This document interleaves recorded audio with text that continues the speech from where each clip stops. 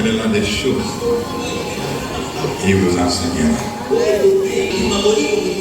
Et dans ce film, nous avons vu comment ce problème a été résolu par des jeunes. Un jeune d'une demi-journée. Même pas un jour, mais une demi-journée. Des jeunes a résolu le problème.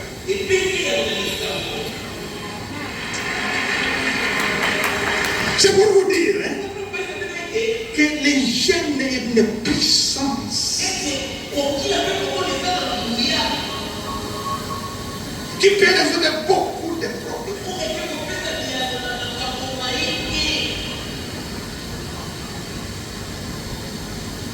Beaucoup. Dans ce film-là, peut-être mon frère qui n'était pas là, mais qui a raté vraiment. C'était un problème concret de combat spirituel.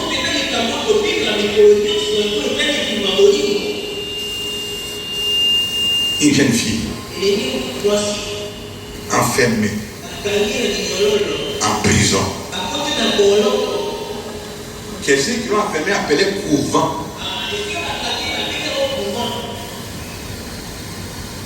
Ceux qui l'ont enfermée étaient sûrs qu'elle allait mourir. Mais la jeune fille a eu juste le temps d'avertir ses amis pour qu'elle prie. Et ses amis ont décidé immédiatement de ne pas manger et de prier.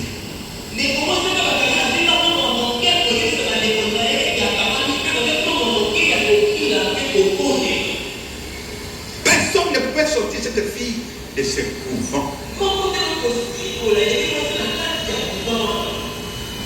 Alors, à travers ce film, j'ai compris beaucoup de choses.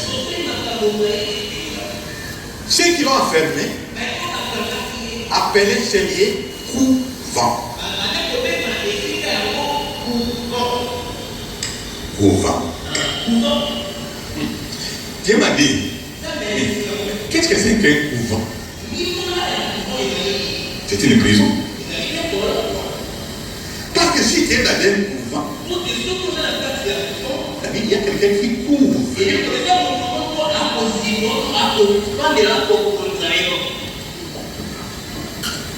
Il y a quelqu'un qui couvre. C'est pour ça qu'on l'appelle couvent. Quand la mère poule et couvre ses poussins, il les met dans un couvre. Il les couvre. L'ingrat ne peut pas les voir. Parce qu'il les couvre. Personne ne peut pas voir ses poussins. Personne ne peut pas venir prendre ses poussins. Parce qu'il les couvre.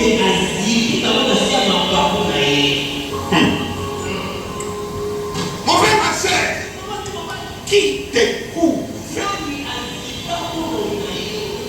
Laissez-moi passer. On a eu un séminaire. On nous a dit, il y a une prostituée qui est assise sur des eaux. Et on nous a dit que ces eaux sont des nations, des familles, des clans, des personnes. Mais elle est assise. Qu'est-ce qu'elle fait? Elle couvre.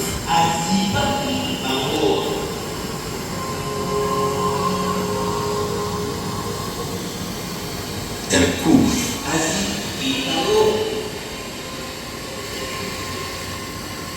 Et nous avons vu dans ce film que la jeune fille qui est au couvent était désespérée parce qu'elle ne pouvait pas sortir. Personne ne pouvait la sauver. couvent. À travers ce film, je dis que nous tous, nous sommes dans des couvents. Les combats que nous avons, c'est des sorties du couvent.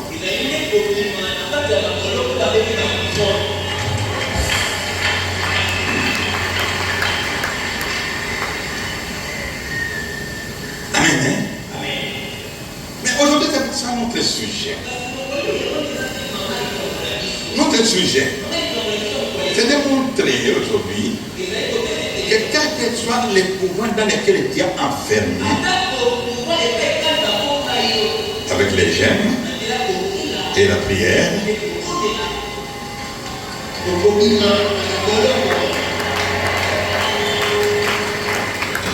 tu peux sortir. Amen. Parce que les jeûnes et la prière sont des principales stratégies dans le combat.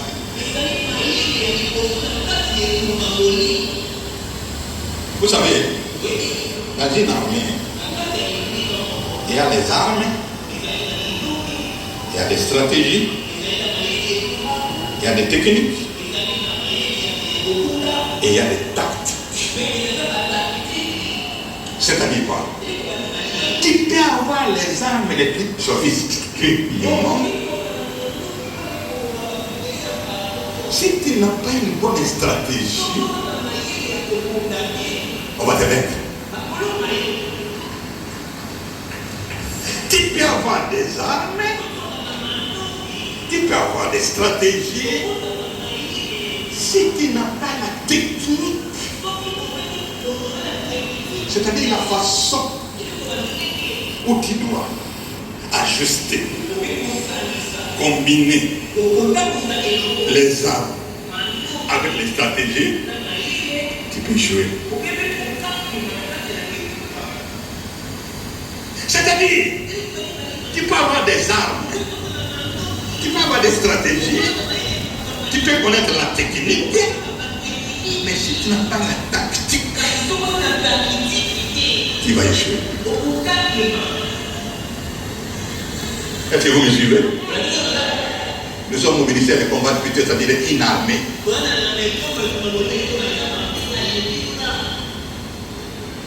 La tactique, c'est-à-dire, non seulement tu as les armes, tu as les stratégies, tu as la technique, tu connais, mais tu as la tactique. C'est-à-dire qu'à tout moment, tu peux changer la disposition des armes, des stratégies, tu peux ajuster la technique, la tactique. C'est-à-dire à chaque minute, qu'il n'y ait pas de distraction. Là, tu as l'assurance de la victoire.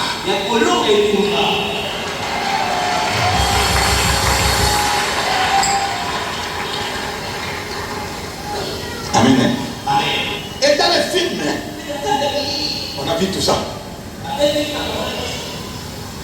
Mais mon programme aujourd'hui, c'est de montrer que ceux qui sont enfermés dans des couvents,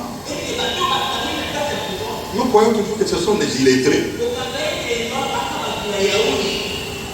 Ils ne connaissent rien. Des pauvres. Nous croyons que c'est ça. Oh, je vous dis, nous tous, la façon dont nous sommes nés, la façon dont on nous a préparés, la façon dont on nous a élevés, on nous a fermés dans des couvents. Parce que dans ce film-là, cette jeune fille, hein, elle était enfermée dans des couvents avant même qu'elle naisse. Les jeunes garçons étaient déjà enfermés dans les couvents avant qu'ils naissent. Condamnés. Il devait mourir. Amen. C'est pour ça que je voudrais vous parler de quelqu'un dans la Bible qui n'était pas ignorant, qui n'était pas illettré, Il était enfermé dans un couvent. Nous allons voir comment il est sorti. Nous allons voir que ce n'est pas des jeunes qu'il est sorti. Nous allons lire dans le livre des Actes des Apôtres, chapitre 26, nous lisons les versets 4 et 5. Il est écrit ceci. Ma vie, dès les premiers temps de ma jeunesse, est connue de tous les Juifs. Tout ce qui s'est passé à Jérusalem, au milieu de ma nation. Ils savaient depuis longtemps, s'ils veulent le déclarer, que j'ai vécu en pharisien, selon la secte la plus rigide de notre religion, la parole du Seigneur. Amen. Ça, c'est l'apôtre Paul qui parle. Vous savez que l'apôtre Paul, parmi les apôtres, était un apôtre le plus cultivé. C'était un intellectuel. Il connaissait beaucoup de choses. Alléluia. Et écoute ce qu'il déclare. Il dit, vous savez tous comment j'ai grandi à Jérusalem. Depuis ma jeunesse, je suis pharisien. Mais non seulement pharisien, mais j'appartenais à la secte la plus rigide et des pharisiens. La secte la plus rigide. Qu'est-ce que ça veut dire?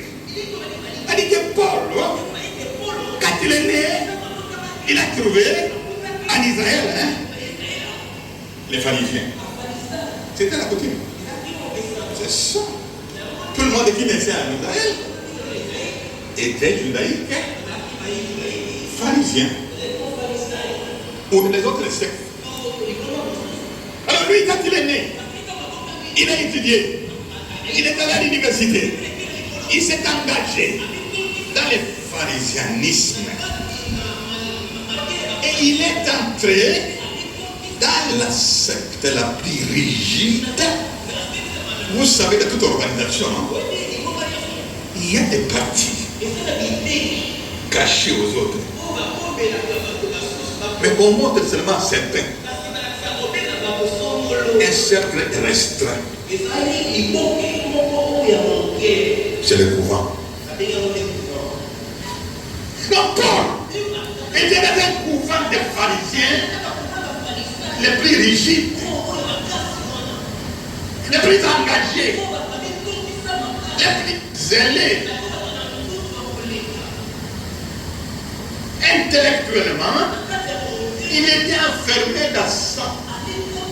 Il ne pouvait pas accepter autre chose. Il ne pouvait admettre que ce qu'on leur disait là, dans la secte la plus rigide du pharisaïsme.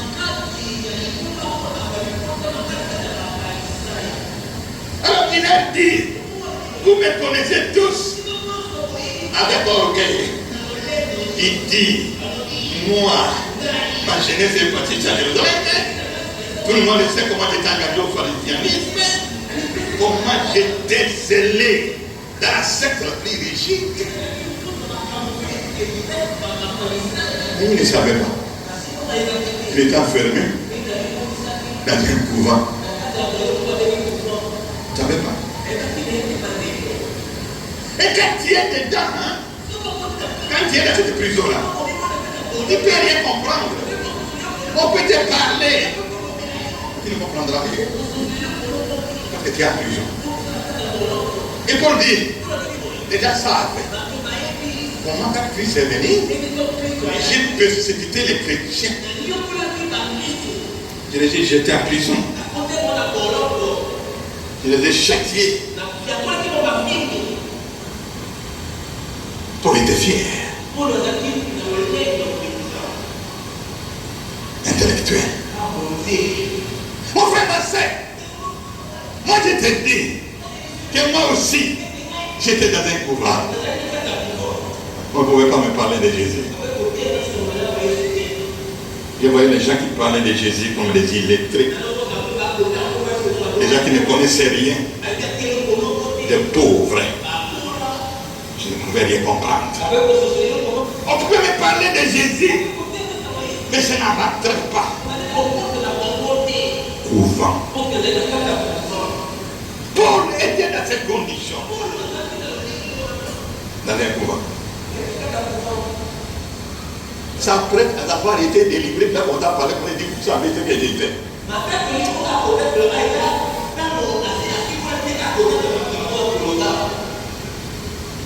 Qui pouvait sortir Paul de ce couvent? Parce que dans les couvents, on te remplit. Surtout quand tu appartiens au secte le plus resté, la secte la plus rigide.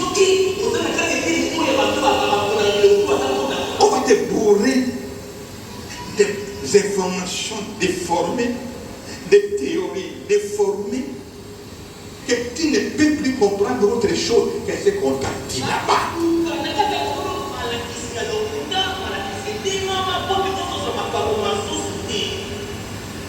Et Paul était dans ces conditions-là. Il était tellement fier, zélé, qu'il pouvait le sortir de là. Mon frère, ma soeur, je veux te dire ce soir, que quel que soit les couvents, dans lesquels on t'a enfermé, par les chaînes et prières, Jésus viendra et te sortira.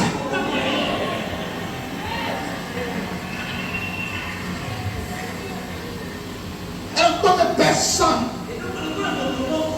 ne pouvait sortir Paul. Jésus, il est vraiment amour. Jésus est amour. Quand nous étions loin de lui, il nous connaissait. Quand nous étions dans les péchés, il nous regardait. Comme un enfant qui joue avec la boue, il nous regardait. Il nous a toujours aimés. Et ce jour-là, Paul va demander les autorisations au chef de la secte la plus rigide. Des autorisations pour aller arrêter les chrétiens à Damas. Alléluia. Nous allons lire. Disons dans Actes des Apôtres, chapitre 9, du verset 1 au verset 9. Je lis la parole de Dieu dans Acte 9, du 1er au 9e verset. Il est écrit ceci. Cependant, Saul respirait encore la menace et le maître contre les disciples du Seigneur. S'est rendu sur le souverain sacrificateur et lui demandant de l'être pour le synagogue de Damas, afin que s'y trouvaient les partisans de la nouvelle doctrine, hommes ou femmes, il les amenait liés à Jérusalem. Comme il était en chemin et qu'il approchait de Damas, tout à coup, une lumière venant du ciel resplendit autour de lui. Il tomba par terre et il entendit une voix qui lui disait: Saul, Saul, pourquoi me persécutes-tu? Il répondit: Qui es-tu, Seigneur? Et le Seigneur dit: Je suis Jésus que tu persécutes. Il te sera dur et résorbé contre les aiguillons. Tremblant et saisi de froid, il dit: Seigneur, que veux-tu que je fasse? Et le Seigneur lui dit: Lève-toi, entre dans la ville, et on te dira ce que tu dois faire. Les hommes qui l'accompagnaient demeurèrent stupéfaits. Ils entendaient bien la voix, mais ils ne voyaient personne. Saul se releva de terre, et quand ses yeux soient ouverts, il ne voyait rien. On les prit par la main et on les conduisit à Damas. Il resta 3 jours sans voir et il ne mangea ni ne but la parole du Seigneur.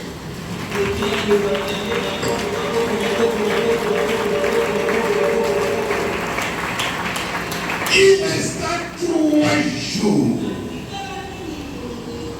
sans voir Et il ne mangea ni ne but pendant 3 jours. Acclamez Jésus. Ce soir, je voudrais dire à toi mon frère, toi ma soeur, peut-être que toi aussi tu es intellectuel enfermé dans un couvent. Moi j'étais. Ce soir, je te dis, tu vas sortir du couvent.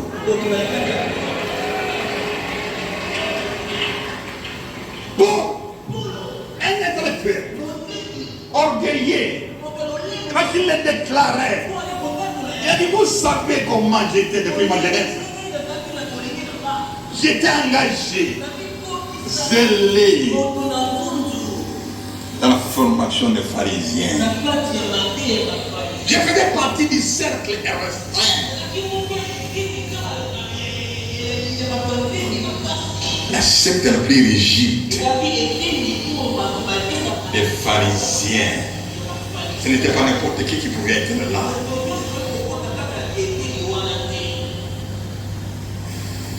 Et voilà Paul qui demande encore d'aller persécuter.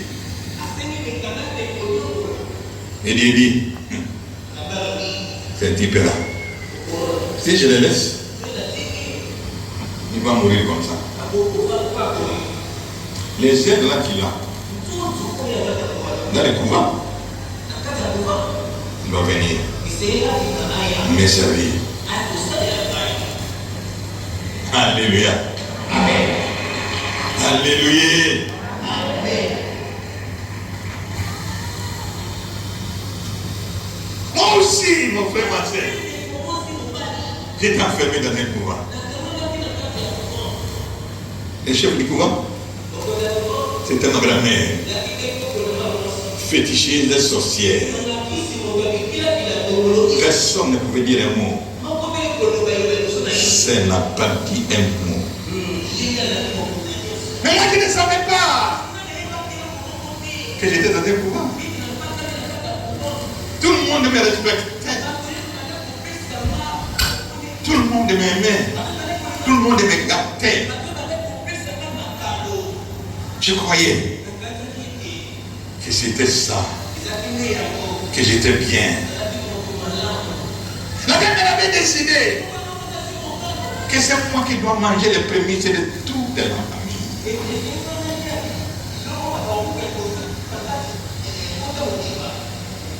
Quand on récoltait les riz, les premières récoltes, on prépare ces riz avec un poulet. Je dois manger ça.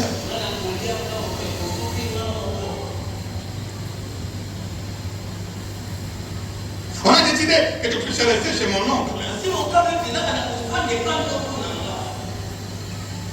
Parce que mon père était loin.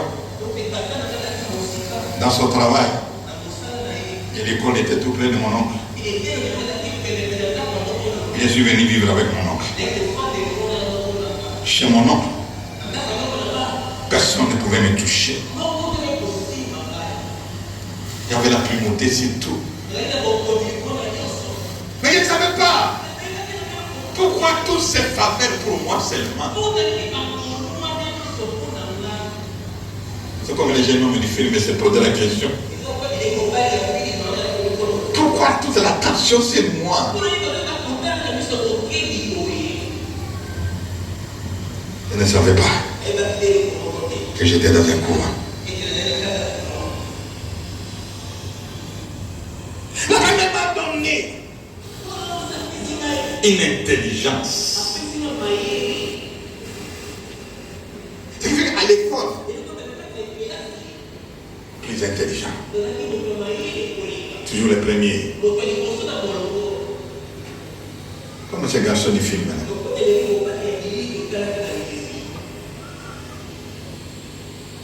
À l'école, j'étais tout petit.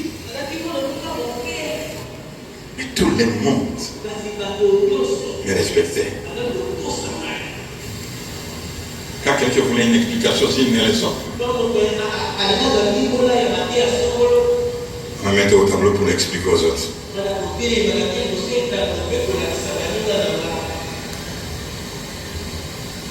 Je ne savais pas que j'étais dans un couvent. Alléluia. Alors Paul, il était dans ce couvent-là. Et Jésus l'a aimé. Et ce jour-là, c'est la route de Damas. Jésus décide d'apparaître. On nous dit la lumière, la première chose, est tombée sur Paul. Pourquoi d'abord la lumière? Parce que Jésus voyait, savait que Paul était dans les ténèbres, il fallait l'éclairer.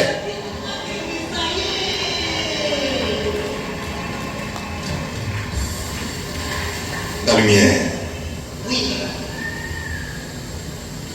La lumière est apparue. Mais la lumière apparaît. Et celui qui croyait qu'il voyait tout, celui qui croyait qu'il voyait clair, on nous dit qu'il ne voit plus rien. Mais la lumière est tombée. Mais comment il ne voit plus rien?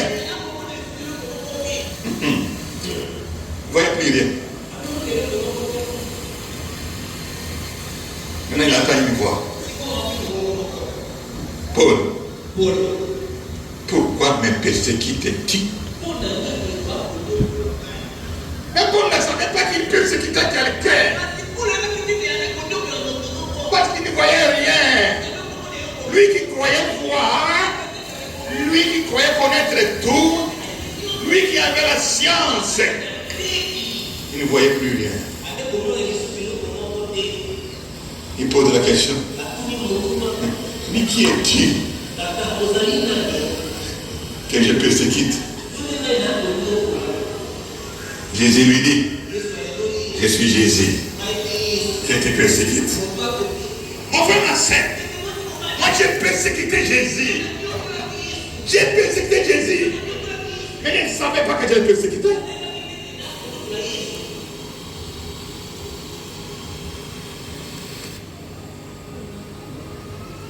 Paul ne voyait plus rien. Maintenant, Paul se réalise qu'il ne voit rien. La Bible nous dit, ses yeux étaient ouverts, mais il ne voyait rien. Mon frère, ma soeur, tes yeux sont ouverts, mais tu ne vois rien. Tu ne vois rien. Tu ne vois rien. Tu es dans l'aveuglement, mais tu ne le sais pas. Tu te dis être cruel. Comme je me disais, des diplômes d'ingénieur, ingénieur physicien, ingénieur informaticien, je croyais que je voyais, mais je ne voyais rien. J'étais aveugle. J'étais aveugle. Comme Paul.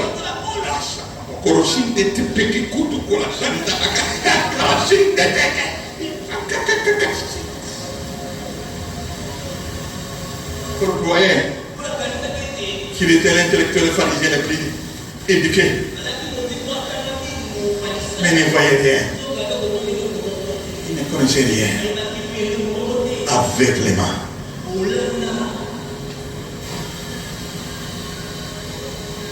Nous voyons venir pour pouvoir tout expliquer. Moi je croyais qu'avec la science, avec la physique, je pouvais tout expliquer. Mais j'étais aveugle.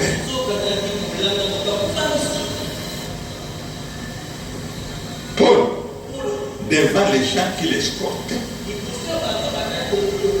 devant ses serviteurs, Jésus commence par le brisement. Il le fait tomber devant ses serviteurs, devant ses gardes. Il le fait tomber là. Il commence à rouler par terre, les yeux ouverts, mais ne voit rien. Il commence à poser des questions. Seigneur, Quel métier que je fasse. Mon frère, ma soeur, il y a un jour, même si tu résistes jusqu'à aujourd'hui, ce jour-là, tu vas demander à Jésus quel métier que je fasse. Amen. Amen. On a demandé quel métier que je fasse. Jésus n'a pas répondu. Il dit, entre dans Damas. On te dira ce que tu dois faire. Vous savez, Dieu, je ne sais pas comment le qualifier. Qui a empêché à Jésus de dire tout à Paul? Qui l'a empêché? Il est dit. Il pouvait enseigner Paul. Il pouvait lui dire, va faire ceci, va ceci, va...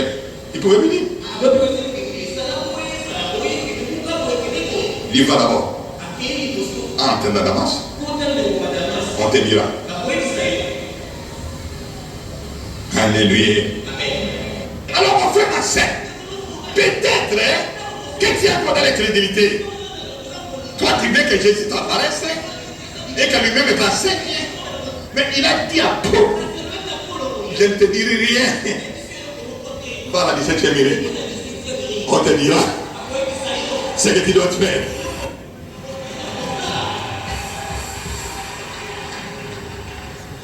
C'est ici qui va t'envoyer. On va te dire ce que tu dois faire.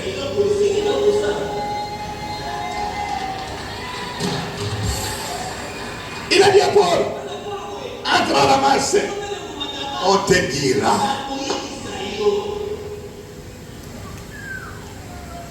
Pour arriver à Damas, tellement il était troublé, il ne voyait plus rien. Notez bien, Jésus ne lui avait pas dit de gêner.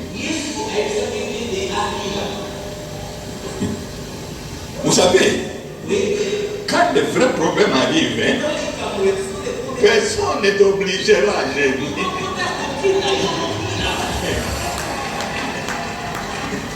Toi-même, tu vas prendre la décision. Qui va gêner?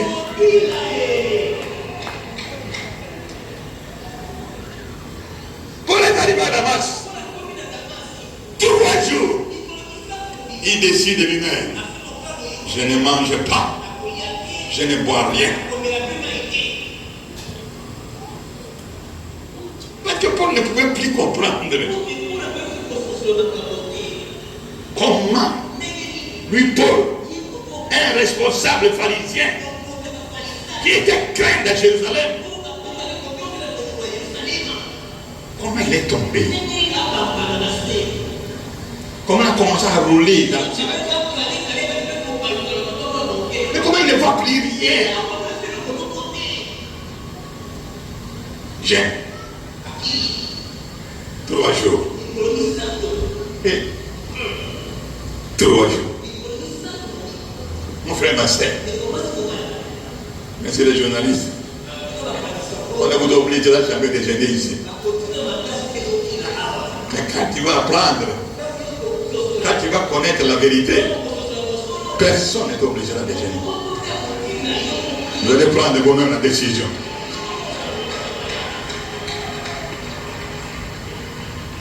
Paul a gêné 3 jours. Et comme il l'a dit, il a envoyé quelqu'un, Ananias. Il dit, allez, à tel endroit, tu vas trouver une personne qui s'appelle tel, qui va prier pour lui. Écoutez les objectifs que Dieu a fixés. Nous allons lire, toujours dans Acte 9, nous lisons les versets 15 jusqu'au verset 17. Mais le Seigneur lui dit, va, car cet homme est un instrument que j'ai choisi pour porter mon nom devant les nations, devant le roi et devant le fils d'Israël. Et je lui montrerai tout ce qu'il doit souffrir pour mon nom. Tu sais, Ananias sortit, et lorsqu'il fut arrivé dans la maison, il imposa le main à Saul en disant: Saul, mon frère, le Seigneur Jésus, qui t'est apparu sur le chemin par lequel tu venais, m'a envoyé pour que tu recouvres la vue et que tu sois rempli du Saint-Esprit, la parole du Seigneur.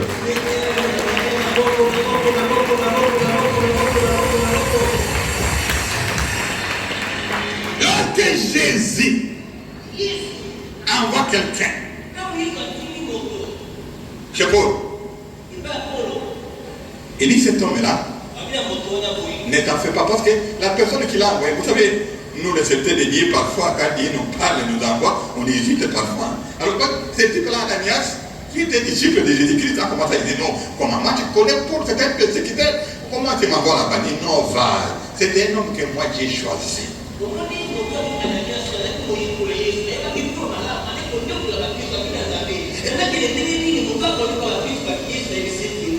Et il est révélé à Ananias la mission de Paul.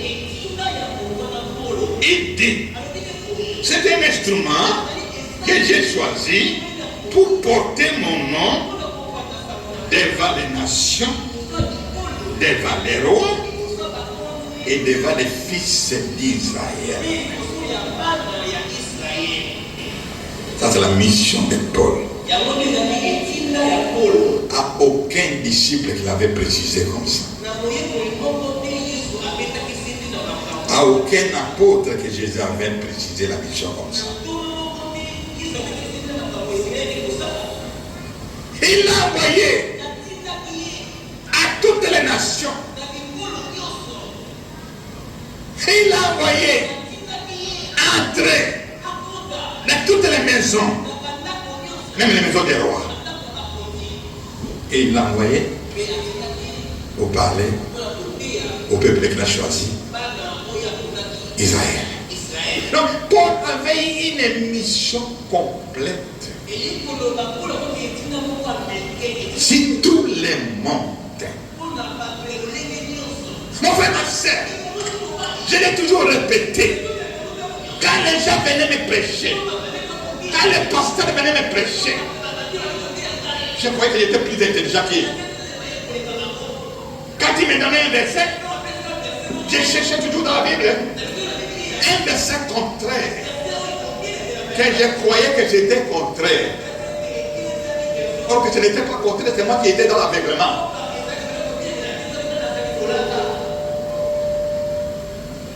Et j'ai renvoyé toujours le pasteur.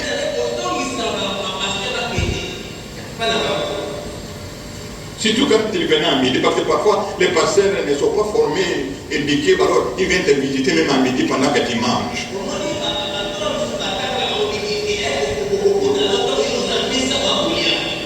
Alors moi je disais: mais il a faim, il est venu pour manger. Donnez-lui d'Isaïe. À l'époque c'était les Aïe. Et je crois qu'il était plus intelligent qu'eux. Alléluia. Alléluia. Et je ne croyais pas. J'étais dans l'incrédulité. Mais je ne savais pas que cette incrédulité provenait du fait que j'étais enfermé dans un couvent.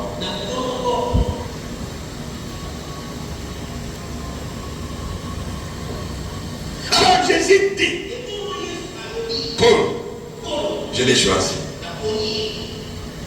pour aller parler aux nations. Les jours où Dieu nous a appelé, ma femme et moi, qui nous donnait cette mission, je ne me croyais pas moi-même. Mais il nous avait dit: vous allez apporter cette parole. C'est toutes les nations, toutes les familles. Vous allez entrer dans les palais des rois. C'est tout le monde, même si l'Israël. Aujourd'hui, Nous sommes ici toutes les nations. Nous allons faire le combat spirituel. Si toutes les nations. Aujourd'hui, nous sommes entrés dans le palais des rois, dans le palais du président de la République. Nous avons prêché la parole. Vous devez suivre la TV internationale. Comment nous sommes entrés au palais du président du Ghana. Vous avez suivi à la télévision. Comment nous sommes entrés dans le palais du président du Bénin. Dieu nous a envoyés partout. Nous sommes partout. Même ici d'Israël, nous avons annoncé la parole. À Tel Aviv, il y a un siège du ministère chrétien du combat spirituel. Ça, c'est la mission. Quelqu'un qui était enfermé dans un combat. Mais comment nous sommes sortis? Pour la gêner. 3 jours. Et ces jours-là, Ananias qu'on a envoyé, nous a imposé les mains. Première chose, délivrance. Délivrance. Délivrance. Délivrance. Les écailles sont tombés de ses yeux.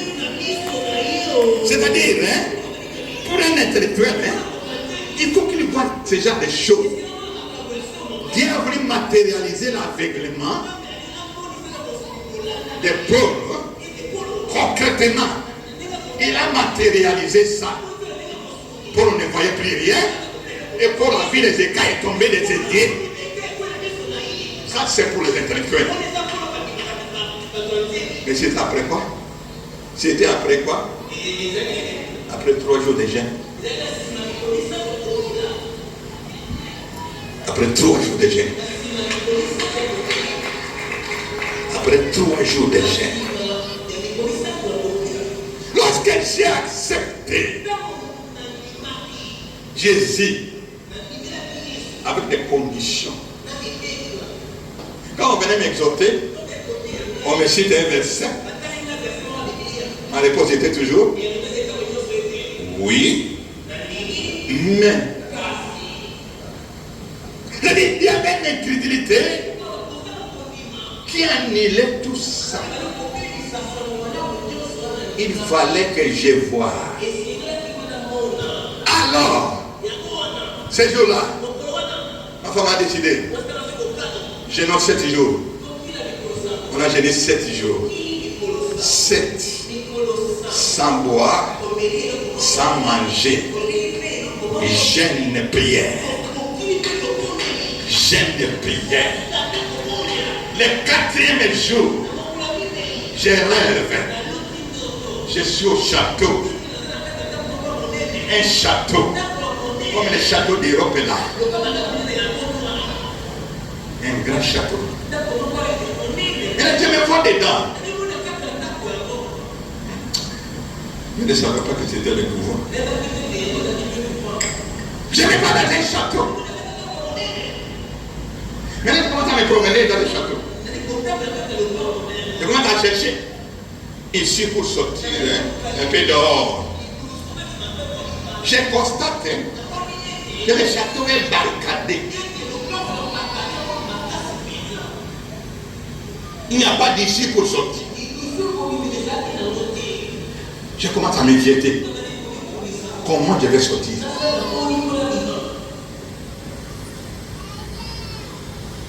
Et puis tout d'un coup, je m'approche des bars. On a barricadé les châteaux. Il y avait des bars comme ça. J'ai pris des. J'ai tenu. J'ai dit Jésus, si tu existes, je dois sortir d'ici. Il me force cet appareil de moi. J'ai écarté ces barres. Je suis sorti. Et dès que je suis sorti, les barres sont revenus à leur place. J'étais dehors. J'étais sorti du couvent. 7 jours. Mais c'était le 4e jour. J'ai poursuivi les gènes. J'ai commencé à demander dans la prière. Mais Seigneur, qu'est-ce que ça signifie ce château?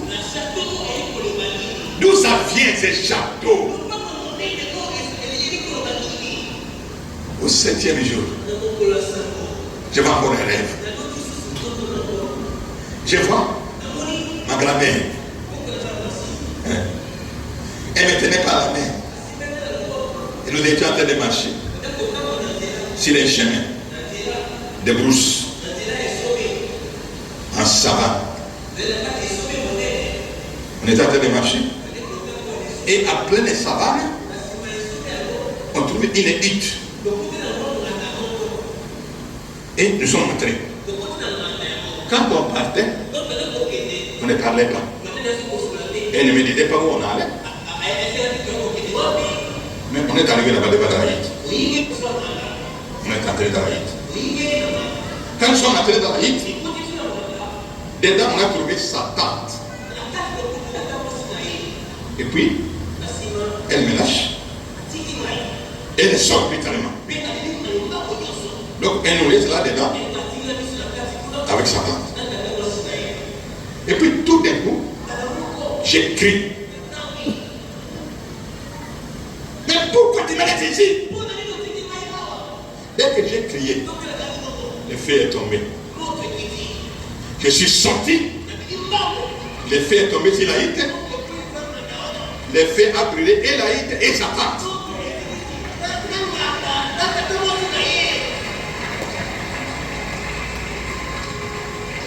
J'étais sorti du couvent. Et là, j'ai vu la réalité. Parce que quand on habitait avec la grand-mère là,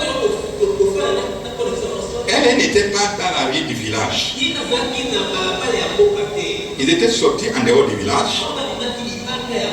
Il y avait une petite savane. Et c'est là-bas qu'ils avaient construit leur maison. Et c'est là-bas qu'on vivait. Donc j'ai compris que le château là, que la hutte là, c'est la maison de la grand-mère. C'est là que j'étais enfermé.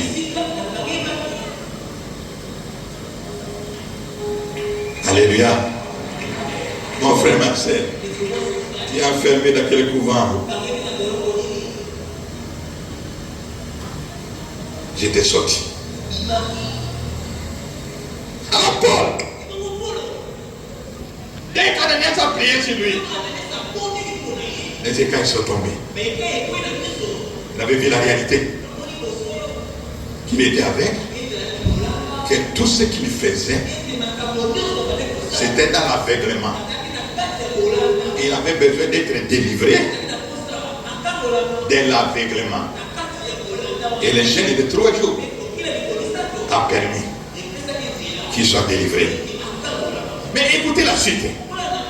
Quand Jésus dit à Ananias, va lui imposer les mains pour qu'il soit délivré de l'aveuglement et qu'il soit rempli du Saint-Esprit. Parce que la mission qu'il recevait, il fallait une puissance pour exercer cette mission. C'est pour ça que Jésus n'a pas attendu, comme pour les autres apôtres, qui ont attendu dans la chambre haute longtemps, pour que le Saint-Esprit tombe sur eux. Pour Paul, dès que l'aveuglement est tombé, le Saint-Esprit. Et la Bible dit, dès qu'il a eu le Saint-Esprit, en même moment, on l'a baptisé, il a commencé le travail. Les choses ont changé. L'aveuglement est tombé, il a commencé à dire le contraire de ce qu'il disait avant. Tout ce qu'il racontait avant, il a commencé à dire le contraire. Il a commencé à dire, Jésus c'est le Fils de Dieu. Jésus c'est Dieu. Lui qui traitait Jésus. Ah. Mon frère, ma soeur, tu peux résister dans l'incrédulité. Mais le jour où tu vas véritablement gêner, tout va changer. Tout va changer. Ce que tu dis aujourd'hui, tu ne diras plus jamais. Tu vas commencer à dire le contraire. Tu vas commencer à connaître des choses. Que quand tu commences à parler, les gens commencent à te traiter d'extraterrestre. Les gens commencent à te traiter, est-ce que ce sont des esprits? Nous, jusqu'aujourd'hui, ma femme et moi, il y a des gens qui se demandent si nous sommes des esprits ou si nous sommes des hommes.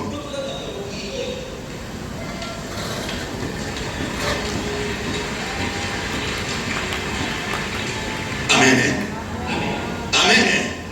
Les gènes et la prière.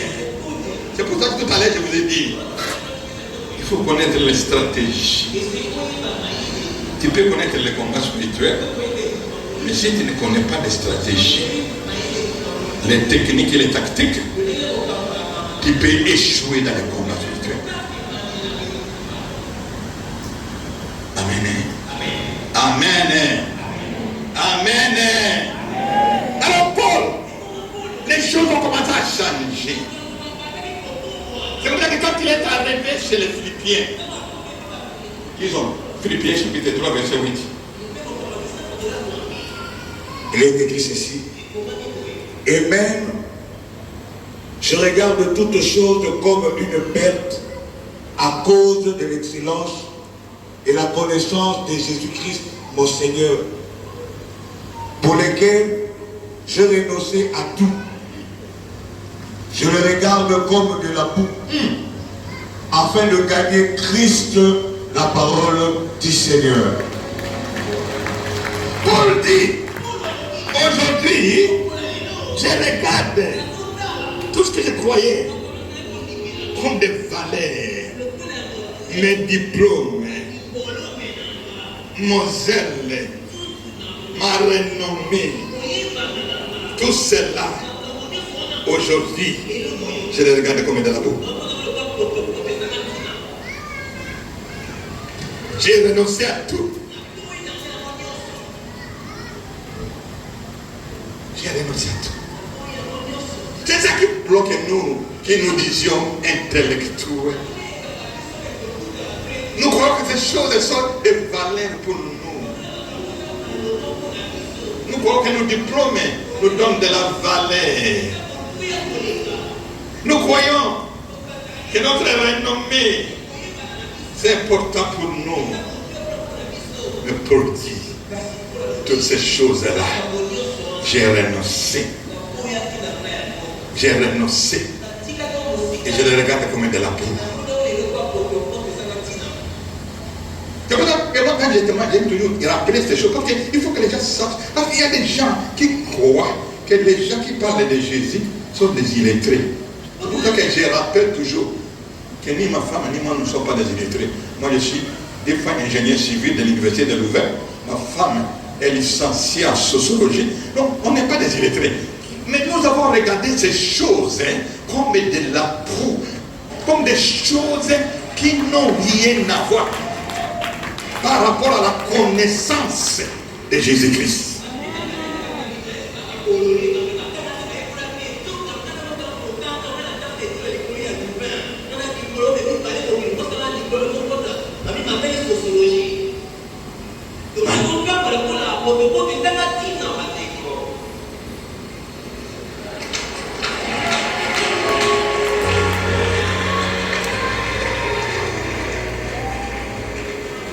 Alléluia. Alléluia. Alléluia. Vous savez, ici nous sommes une école, nous ne sommes pas une église ici. Mais quand nous avons commencé à dire ces choses, les gens nous ont haïs.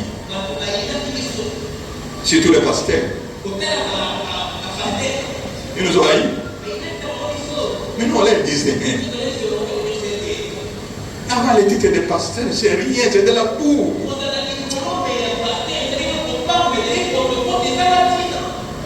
Cherchez la connaissance de Jésus.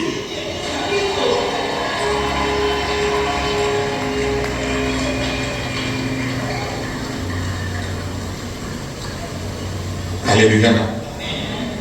Jeûne et prière. C'est pour cela.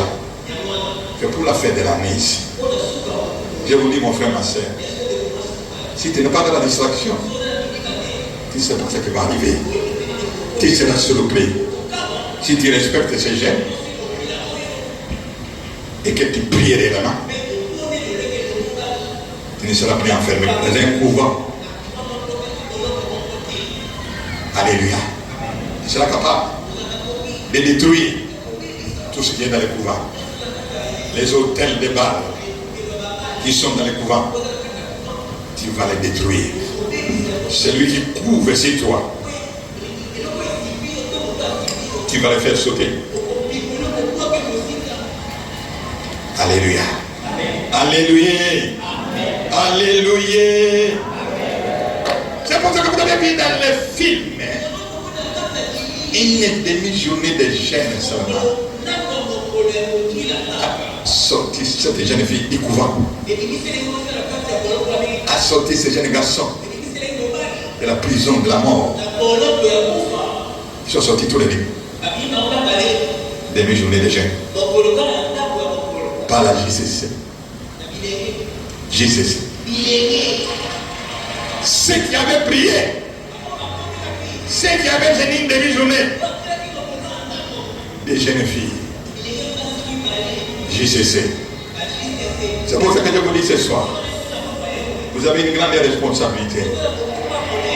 Nous les parents, on nous a enfermés dans des couvents. Nous sommes nés quelque part. Nos parents, nos arrière-grands-parents nous ont enfermés dans des couvents. Peut-être que vous avez souffert à cause de notre comportement. Mais c'est parce que nous étions dans des couvents. Vous avez une responsabilité. Si vous êtes debout, vous gênez, vous priez, vous allez nous faire sortir.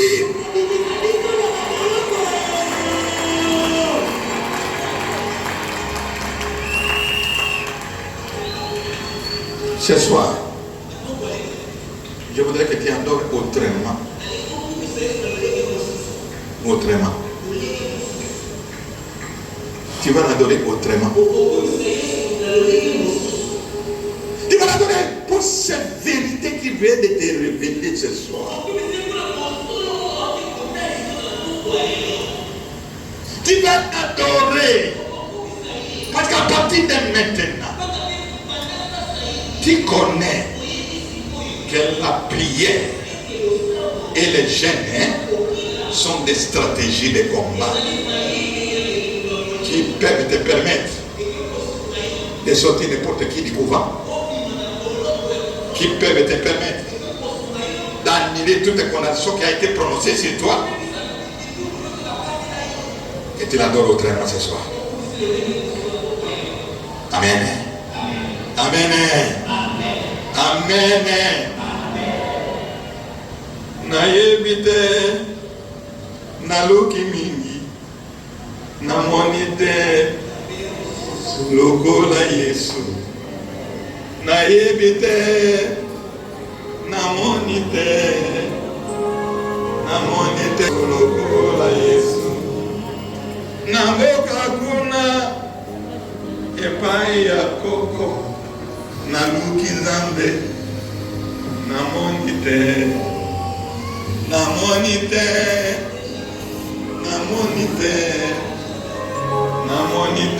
Nzambe mosusu lokola Yesu. Nakei kuna nabanganga kisi naluki kuna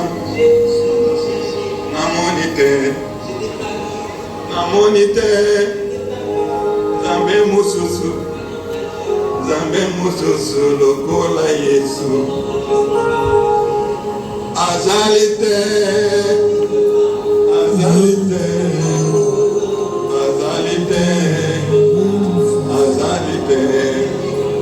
nakei kuna na famille nanga nayebisi bango naloka Nzambe nakuti ete namonite Nzambe mosusu lokola Yesu.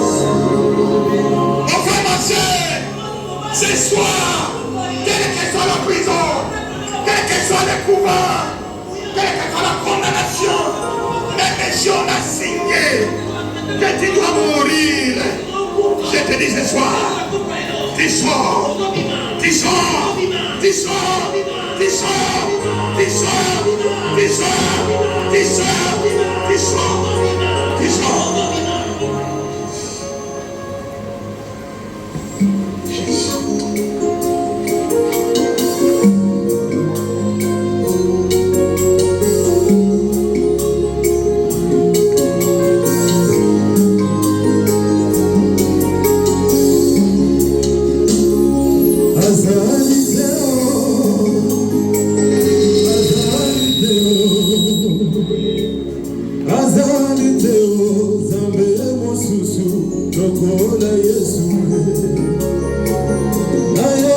Jesus.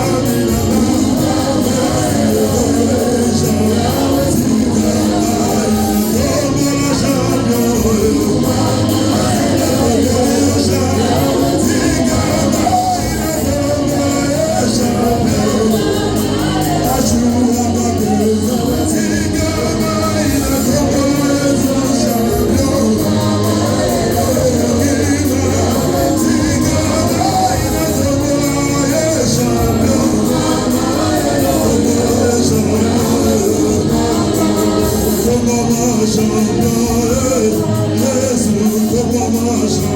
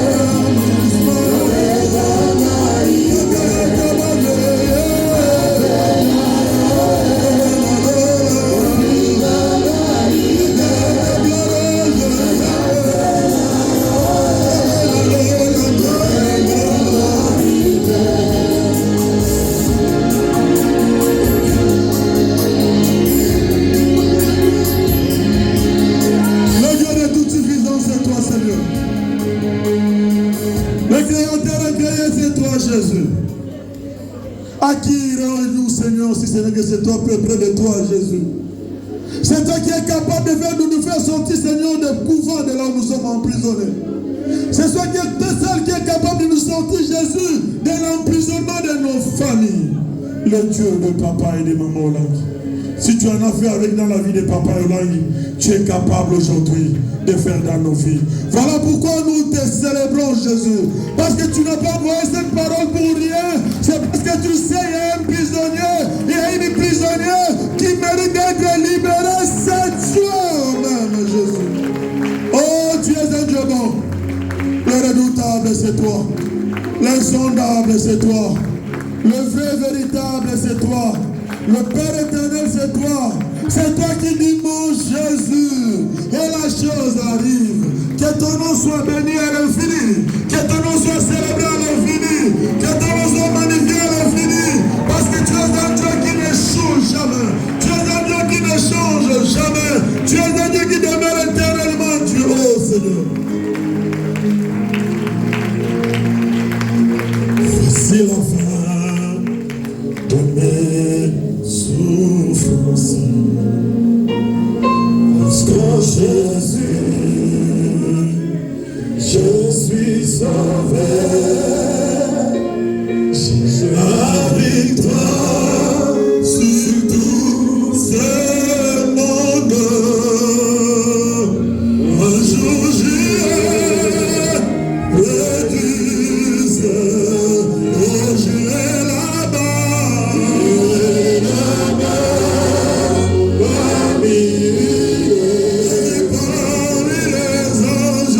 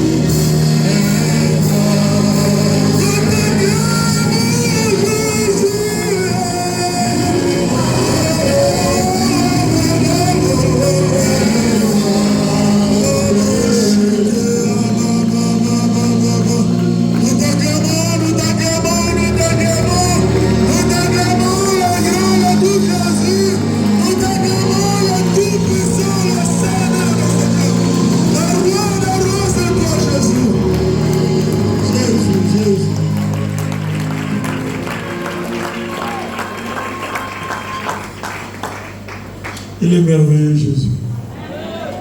Il est merveilleux. Nanyamo akokani sana.